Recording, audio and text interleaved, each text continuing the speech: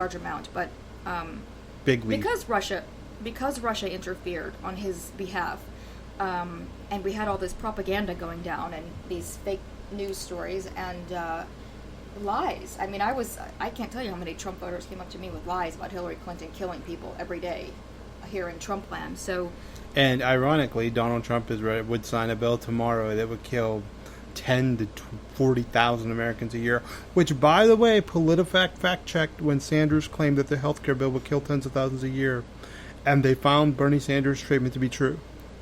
And Sanders is just one of the people, one of the Democrats, one of the people on the left saying that the bill will kill tens of thousands of people a year. So that's a factual statement. Well, good. People are going to die.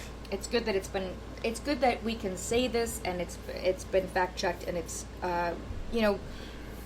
these guys, the way they play with words and rename things in this kind of Orwellian way, it can be depressing and kind of kill morale. And so that's what I'm talking about when I see people coming out and they're protesting.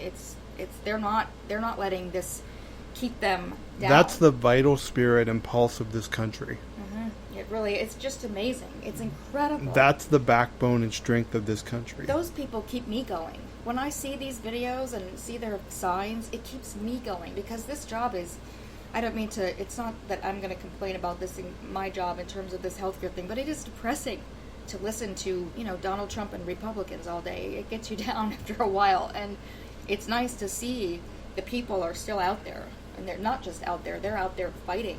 And I think, to put a bow on this and bring it full circle, that's the difference between the Russia scandal, which the Russia scandal will become it's a big problem for Trump. Don't get me wrong. It's a huge problem because he's obsessing about it every day. He's talking about it every day. He's trying to dismiss it every day. It's a gigantic problem. But it's sort of a problem on the horizon. It is that funnel cloud building over his head, and the tornado won't touch down for a while yet. This healthcare thing, this is the Category 5. This is the Category 5 on the shoreline, already hitting. Yeah, it's already hitting.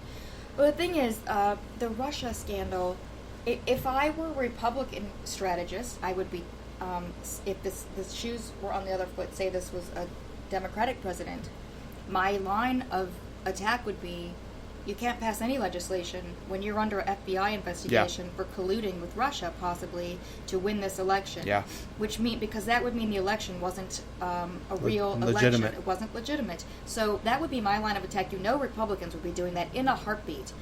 I do think it's a failure to not use that argument, but I understand that Democrats want to focus on legislation, and here is why, because Republicans are jamming this stuff through before the Russia thing explodes.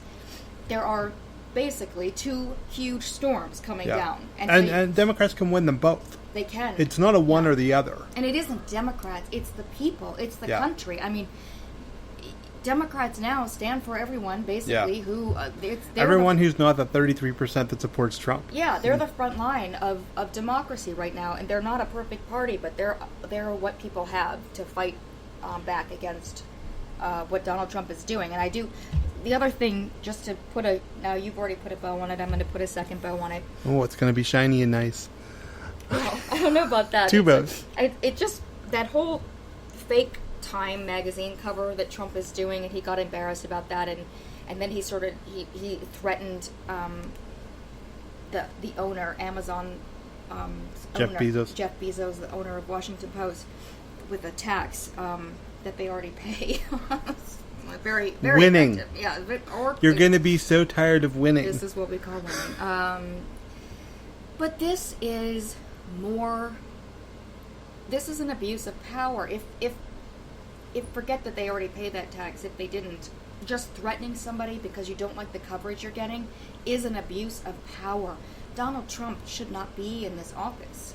He does not even know the first thing about how. He's operating this like the mafia. He is not operating it like a democratic government. And this is a horrifying thing that he did today. You take that in conjunction with the briefings being shut down, and then the Republican legislation in the dark, and the whole Russia thing takes a whole new light in that when you put that all together. So really, as you said, this is this is all working together, and Yeah. people have to stay focused, and they're doing a great job of fighting each one of these issues. But it's, it's slow going. It's a little frustrating right now, but they've had a victory by delaying this vote so far. So Healthcare is the battle today. Russia is the overall war.